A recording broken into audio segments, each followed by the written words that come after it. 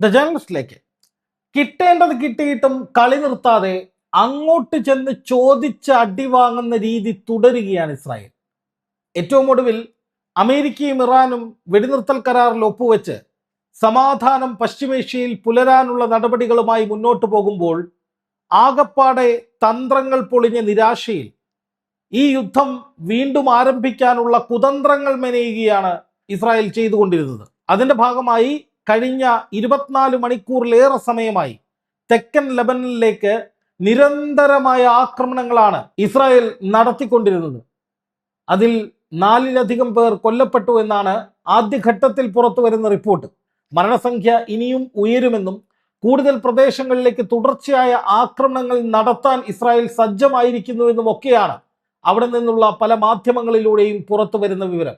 അതായത് അമേരിക്കയും ഇറാനും തമ്മിൽ നേരിട്ട് ഒരു ആക്രമണമോ യുദ്ധമോ പ്രകോപനമോ ഇനി ഉണ്ടാകില്ല എന്ന് തീരുമാനിച്ചിരിക്കുന്നു. ഒപ്പം ഹോർമുസ് കടലിടുക്ക് തുറന്നു കൊടുക്കുന്ന സാഹചര്യം ഉണ്ടാകുന്നു.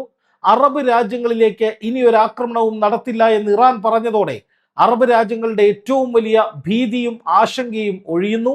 ഹോർമുസ് തുറക്കുന്നതോടെ അറബ് രാജ്യങ്ങളിലേക്ക് വരുമാനം വരുന്ന സാഹചര്യം ഉണ്ടാകുന്നു. അവരുടെ പ്രതിസന്ധികൾ അവസാനിക്കുന്നു. ഒപ്പം ഇറാനെ സംബന്ധിച്ച് അവരുടെ മേലുള്ള സകല ഉപരോധങ്ങളും നീങ്ങുകയും അന്താരാഷ്ട്ര വാണിജ്യ ഇടപാടുകൾ നടത്താനുള്ള അവസരം ലഭിക്കുകയും അവരുടെ ഉന്നമനത്തിന് വേണ്ടി അല്ലെങ്കിൽ പുനരുദ്ധാരണത്തിന് വേണ്ടി 10,000-കണക്കിന് കോടി ഡോളർ അമേരിക്കയുടെ സഹായത്തോടെ വിവിധ ഏജൻസികൾ ഇറാനിലേക്ക് എത്തിക്കുകയും ഒക്കെ ചെയ്യുന്നതോടെ യുദ്ധരംഗത്തുണ്ടായിരുന്നവരും യുദ്ധത്തിന് കെടുതി അനുഭവിച്ചവരുമൊക്കെ അതെല്ലാം അവസാനിപ്പിച്ച് പുരോഗതിയിലേക്ക് നീങ്ങുന്ന ഘട്ടമാണ്. ആ ഘട്ടത്തിലാണ് ഇസ്രായേൽ ഇതൊന്നും സഹിക്കാതെ അവര് പ്രശ്നം രൂക്ഷമാക്കാനായി രംഗത്തിറങ്ങിയത്.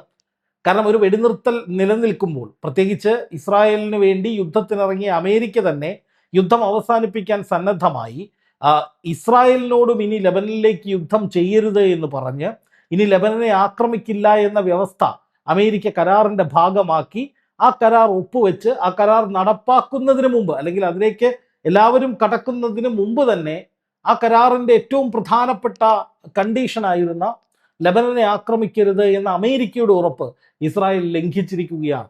അതിന് ഇസ്രായേലിന്റെ സുരക്ഷാ വിഭാഗം മേധാവി അല്ലെങ്കിൽ അവരുടെ മന്ത്രി പറയുന്ന ഏറ്റവും പ്രധാനപ്പെട്ട കാരണം ഈ കരാറിന്റെ ഭാഗമല്ല ഇസ്രായേൽ, അല്ലെങ്കിൽ ഇസ്രായേൽ ഈ കരാറിൽ ഉൾപ്പെട്ടിട്ടില്ല എന്ന് മാത്രമല്ല, ജൂതരെ സംരക്ഷിക്കുക, തങ്ങളുടെ സൈന്യത്തെ സംരക്ഷിക്കുക, ജൂത സമൂഹത്തിന്റെ നിലനിൽപ്പിന് വേണ്ടി പ്രയത്നിക്കുക തുടങ്ങിയവയൊക്കെയാണ് ഇസ്രായേലിന്റെ അടിസ്ഥാനപരമായിട്ടുള്ള ദൗത്യങ്ങൾ. അതുകൊണ്ട് തന്നെ തങ്ങളുടെ ഭീഷണിയായ, തങ്ങൾക്ക് തുടർച്ചയായ ഭീഷണികൾ ഉണ്ടാക്കുന്ന ലെബനനിലെ ഹിസ്ബുള്ള എന്ന ഗ്രൂപ്പിനെ തകർക്കുക എന്നത് തന്നെയാണ് തങ്ങളുടെ ദൗത്യം. അതുകൊണ്ട് തങ്ങൾ തുടർച്ചയായി ലെബനനെ ആക്രമിക്കും. അത് അമേരിക്കയുടെ ആഭ്യന്തര വിഷയമല്ല, അമേരിക്ക അതിൽ ഇടപെടാനും പാടില്ല, അമേരിക്കയ്ക്ക് അതിൽ ഇടപെടാൻ ഒരു റോളുമില്ല എന്നാണ് ഇസ്രായേലിന്റെ സുരക്ഷാ മന്ത്രി അടക്കം പറയുന്നത്. അപ്പോൾ സ്വാഭാവികമായിട്ടും അമേരിക്കയ്ക്ക് ഇസ്രായേലിന് മേലുള്ള നിയന്ത്രണം നഷ്ടമായിരിക്കുന്നു. അല്ലെങ്കിൽ ഇറാനെ പരിപൂർണമായി തകർക്കാൻ ഇറങ്ങി തിരിച്ച അമേരിക്കയും ഇസ്രായേലും ഇറാന്റെ പ്രത്യാക്രമണത്തെ തുടർന്ന്, ഇറാന്റെ യുദ്ധതന്ത്രങ്ങളെ തുടർന്ന് വഴിപിരിഞ്ഞിരിക്കുന്നു. അമേരിക്ക എത്രയും പെട്ടെന്ന് യുദ്ധം അവസാനിപ്പിച്ച് എല്ലാം വീണ്ടും പഴയ രീതിയിലാക്കി വ്യാവസായികമായ മുന്നേറ്റമാണ് ലക്ഷ്യമിടുന്നത്. അവരെ സംബന്ധിച്ച് ഇസ്രായേലിന്റെ ഭീഷണിയൊന്നും ഇപ്പോഴൊരു വിഷയമല്ല. കാരണം ഹോർമുസ് കടലിടുക്ക് തുറക്കുക, അന്താരാഷ്ട്ര തലത്തിലുള്ള സാമ്പത്തിക പ്രതിസന്ധി ഇല്ലാതാക്കുക, തങ്ങൾക്കൊപ്പം ഇനി അങ്ങോട്ട് ഭാവിയിൽ വലിയ വ്യവസായ പങ്കാളികളായി മാറുന്ന ഗൾഫ് മേഖലയെ സംരക്ഷിക്കുക തുടങ്ങി നിരവധി ദൗത്യങ്ങൾ ഏറ്റെടുത്തിരിക്കുന്ന ട്രംപ് സ്വാഭാവികമായിട്ടും ഇസ്രായേൽ പറയുന്ന എങ്ങോട്ട് തിരിഞ്ഞാലും യുദ്ധം എന്ന തത്വം ഇനി നടപ്പാക്കുകയില്ല എന്ന് വ്യക്തമായിട്ടുണ്ട്. അതിന്റെ ഭാഗമായിട്ടാണ് ഇപ്പോൾ ഇസ്രായേലിനെ ഈ ചർച്ചകളിൽ നിന്ന് മാറ്റി നിർത്തിയത്. എന്ന് മാത്രമല്ല, നവംബറിൽ അമേരിക്കയിൽ തെരഞ്ഞെടുപ്പ് വരികയാണ്, ഇടക്കാല തെരഞ്ഞെടുപ്പിലേക്ക് പോവുകയാണ്. അതിൽ ട്രംപിന് വലിയ തിരിച്ചടി ഉണ്ടാകാനുള്ള സാധ്യതയുണ്ട്. അതുകൊണ്ട് തന്നെ ഈ യുദ്ധം അവസാനിപ്പിച്ച ഒരു ഏറ്റവും ബെസ്റ്റ് ഡീലർ എന്ന നിലയിൽ തൻ്റെ പ്രതിച്ഛായ വർദ്ധിപ്പിക്കുക എന്ന ലക്ഷ്യം കൂടി ട്രംപിനുണ്ട്. അതുകൊണ്ട് ട്രംപിനെ ഒരിക്കലും ഇസ്രായേലുമായി ചേർന്ന് ഇറാനെ ആക്രമിക്കാൻ തയ്യാറാകില്ല, അല്ലെങ്കിൽ ഇസ്രായേലിനൊപ്പം നിന്നുകൊണ്ട് ഇറാനെ പ്രകോപിപ്പിക്കാൻ അമേരിക്ക ഉണ്ടാകില്ല എന്ന് ഉറപ്പായിരിക്കുന്നു. ഈ ഘട്ടത്തിലാണ് ഇസ്രായേൽ വീണ്ടും വീണ്ടും ചൊറിഞ്ഞ് വലിയ പ്രതിസന്ധികളിലേക്ക് പശ്ചിമേഷ്യയെ വലിച്ചുകൊണ്ടുപോകുന്നത്. ഇപ്പം ലെബനനിലേക്ക് ഇസ്രായേൽ നിരന്തരമായി ആക്രമണം നടത്തിയിരിക്കുന്നു, വലിയ പ്രകോപനം ഉണ്ടാക്കിയിരിക്കുന്നു, വെടിനിർത്തൽ കരാറിന്റെ ലംഘനം നടന്നിരിക്കുന്നു. തൊട്ടു പിന്നാലെ ഇപ്പോൾ ഇസ്രായേലിന് വലിയ ഭീഷണിയുമായി സർവ്വസന്നാഹങ്ങളും ഒരുക്കി യുദ്ധത്തിന് തയ്യാറാണ് എന്ന് വെല്ലുവിളിച്ചിരിക്കുകയാണ് ഇറാന്റെ സൈന്യമായ IRGC. IRGCയെ സംബന്ധിച്ച് അവർ ഇസ്രായേലിന് നേരെ ശക്തമായ രീതിയിൽ തിരിച്ചടിക്കുക എന്ന ലക്ഷ്യം തന്നെ മുന്നോട്ട് പോകുന്ന എന്ന് കരുതുന്ന അല്ലെങ്കിൽ അങ്ങനെ നിലനിൽക്കുന്ന ഇറാന്റെ അനൗദ്യോഗികമായ സൈനിക സേനയാണ്. അതായത് സർക്കാരിൻ്റെ സേനയല്ല, മറിച്ച് അത് മറ്റൊരു സേനയാണ്. അപ്പോൾ ആ സേനയെ സംബന്ധിച്ച് അവരാണിപ്പോൾ ഇറാനിലെ കാര്യങ്ങൾ കൂടുതലായി തീരുമാനിക്കുന്നത്.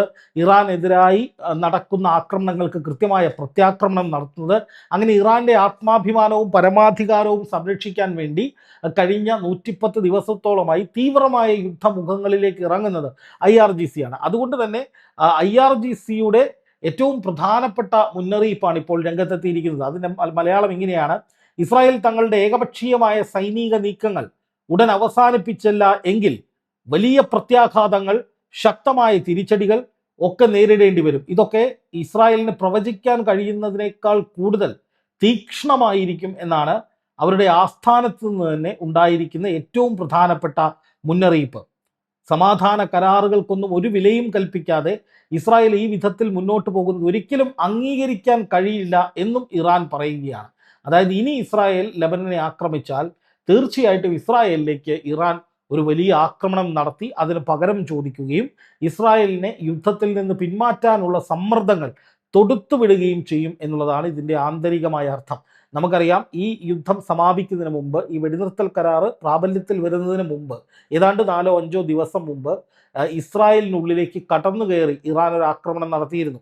അതിന് പ്രത്യാക്രമണങ്ങൾ ഇസ്രായേലിൻ്റെ ഭാഗത്തു നിന്ന് ഉണ്ടായെങ്കിലും ആ ആക്രമണം ആരംഭിച്ചത് ഇറാനായിരുന്നു. അതിനുള്ള കാരണം, വെടിനിർത്തൽ ചർച്ച പുരോഗമിക്കുന്നതിനിടയിൽ ഏകപക്ഷീയമായി ഇറാന്റെ നിർദ്ദേശങ്ങൾ തള്ളിക്കൊണ്ട്, ട്രംപിന്റെ ഉറപ്പുകൾ ലംഘിച്ചുകൊണ്ട് ഇസ്രായേൽ തുടർച്ചയായി ലെബനനിലേക്ക് ആക്രമണങ്ങൾ നടത്തുകയായിരുന്നു.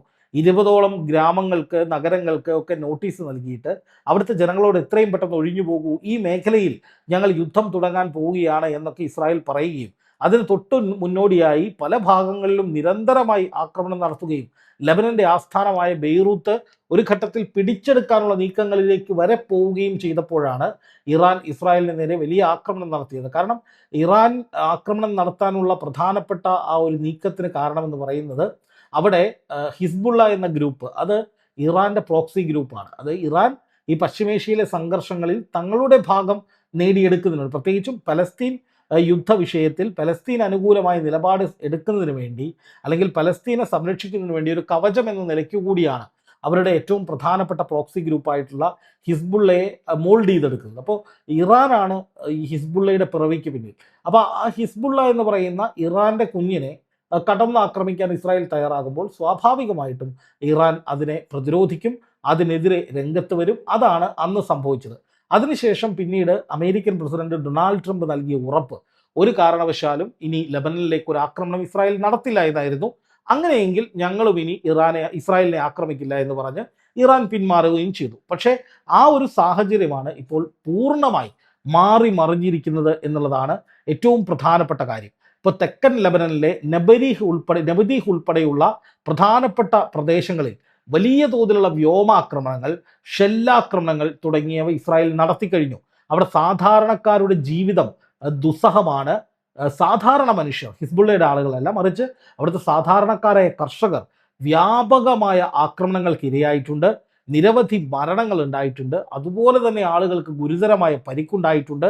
അതിർത്തി ഗ്രാമങ്ങളിലെ നിരവധി കുടുംബങ്ങൾ, ആയിരക്കണക്കിന് കുടുംബങ്ങൾ അവിടെ നിന്ന് കൂട്ടപ്പലായനം ചെയ്തതായിട്ട് റിപ്പോർട്ടുകൾ വരുന്നുണ്ട്. അങ്ങനെ നിരവധി സാധാരണക്കാർക്ക് നേരെ ഗസയിൽ എന്താണോ ഇസ്രായേൽ ചെയ്തത് അതിൻ്റെ ഒരു മിനിയേച്ചറാണ് ഇപ്പോൾ ഈ പറയുന്ന ലെബനനിൽ നടത്തിക്കൊണ്ടിരിക്കുന്നത്. സാധാരണക്കാരായ സ്ത്രീകൾക്കും കുട്ടികൾക്കും കർഷകർക്കും ഒക്കെ നേരെ നിരന്തരമായ ആക്രമണം നടത്തുക, അതിൽ ഒരുപാട് പേർ കൊല്ലപ്പെടുന്ന സാഹചര്യം, പരിക്കേൽക്കുന്ന സാഹചര്യം, കൂട്ടപ്പലായനങ്ങൾ ഉണ്ടാകുന്ന സാഹചര്യം. അപ്പോൾ സ്വാഭാവികമായിട്ടും ആ മേഖലകൾ ഇസ്രായേൽ സൈന്യത്തിൻ്റെ നിയന്ത്രണത്തിലേക്ക് കൂടി വരുന്നൊരു സാഹചര്യം, ഒരു സ്ഥിതിവിശേഷം ഉണ്ടാകും. അതാണ് ഇറാൻ ഇപ്പോൾ ഏറ്റവും അധികം പ്രകോപനമായിരിക്കുന്നത്. അപ്പോൾ ഇത്തരത്തിൽ ഈ ലെബനൻ വിഷയത്തിൽ വീണ്ടും ഇറാൻ യുദ്ധമുഖത്തേക്ക് വരുന്ന സാഹചര്യമുണ്ട്. അങ്ങോട്ടേക്ക് കൊണ്ടുവരുന്നത് ഇസ്രായേലാണ്. സ്വാഭാവികമായിട്ടും ഇറാൻ യുദ്ധമുഖത്തേക്ക് വരുമ്പോൾ ഈ പറയുന്ന വെടിനിർത്തൽ കരാർ ഇല്ലാതാവുകയും വീണ്ടും ഒരു യുദ്ധ സാഹചര്യം പശ്ചിമേഷ്യയിൽ വരികയും ആ സമയത്ത് ഇറാന് നേരെ ആക്രമണങ്ങൾ നടത്തി ഇറാനെ ദുർബലമാക്കാൻ അമേരിക്കയുടെ കൂടി സഹായം തേടാൻ കഴിയും എന്നൊക്കെയാണ് ഇസ്രായേൽ കരുതുന്നത് എന്നാണ് പലരും വിലയിരുത്തുന്നത്. പക്ഷേ ഇവിടെ ഇറാൻ തന്ത്രപരമായാണ് നീങ്ങുന്നത്. അമേരിക്കക്കെതിരെയോ ഗൾഫ് രാജ്യങ്ങൾക്ക് നേരെയോ മുമ്പത്തെ പോലെ ഒരു പ്രകോപനവും ഇറാൻ നൽകുന്നില്ല. മുമ്പൊക്കെ അമേരിക്കയും ഇസ്രായേലും ഇറാനെ ആക്രമിക്കുമ്പോൾ ഇറാൻ പറഞ്ഞിരുന്നത് ഈ അമേരിക്കയ്ക്കും ഇസ്രായേലിനും തിരിച്ചടി കൊടുക്കും, ഒപ്പം അവരെ സംരക്ഷിക്കുന്ന, അവർക്ക് പിന്തുണ കൊടുക്കുന്ന ഗൾഫ് മേഖലയെ കൂടി ഞങ്ങൾ ആക്രമിക്കുമെന്ന് പറഞ്ഞുകൊണ്ട് ഇറാൻ വലിയ ആക്രമണങ്ങൾ ഗൾഫ് മേഖലയിലേക്ക് നടത്തിയിരുന്നു. അത് ഗൾഫ് രാജ്യങ്ങൾക്ക് ഇറാനെതിരായ നിലപാട് സ്വീകരിക്കുന്നതിലേക്ക് കാര്യങ്ങൾ എത്തിക്കുകയും ചെയ്തിരുന്നു.